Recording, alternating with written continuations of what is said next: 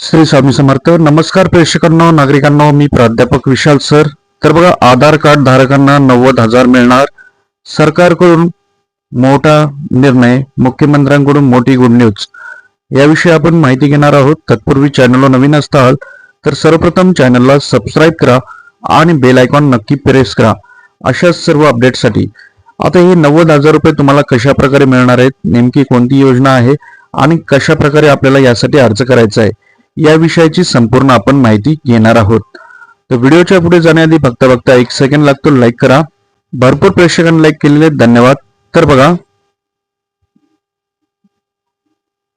सरकारची एकदम भन्नाट योजना, 90,000 रुपयांचं कर्ज झटक्यात तुम्हाला मिळणार, ते पण आधार कार्डवर.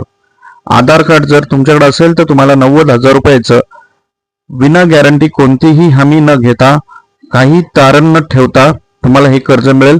या कर्ज योजनेतून तुम्ही एखादं काम सुरू करू शकता अथवा व्यवसाय करू शकता.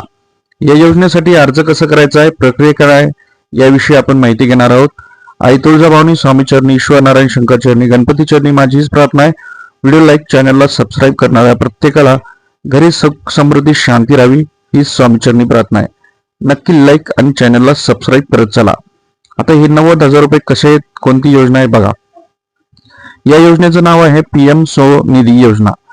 याची सुरुवात जून 2020 रोजी झाली होती. ही योजना 31 मार्च 2030 रोजी पर्यंत सुरू असणार आहे.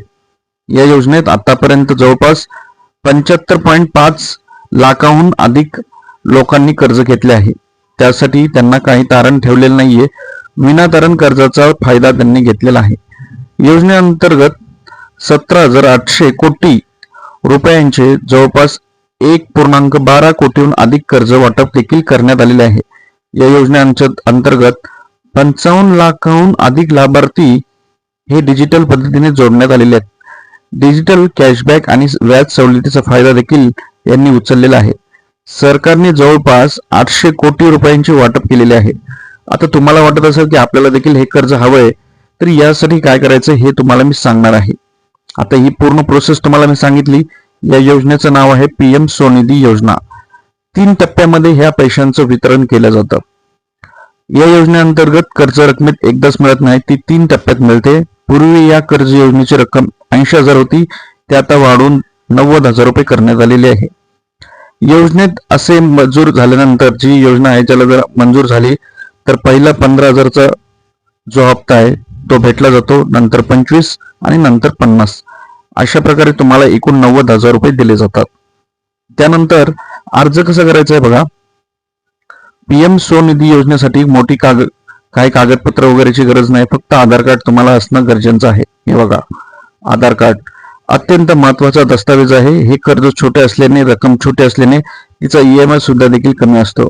योजनेसाठी तुम्ही सरकारी बँकेत जाऊन अर्ज करावा लागतो. या योजनेत अर्ज भरून त्यात आवश्यक माहिती ती द्यावी लागते. अर्जासोबत आधार कार्डची प्रत देखील जोडावी लागते.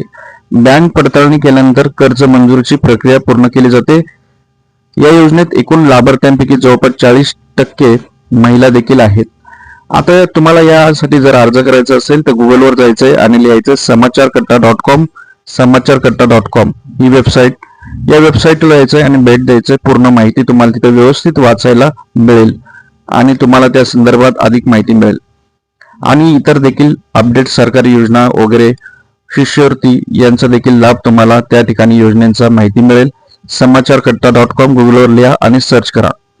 तर व्हिडिओ कसा वाटला कमेंट करा. जाता जाता एक लाईक, चॅनलला सबस्क्राईब. धन्यवाद. श्री स्वामी समर्थ.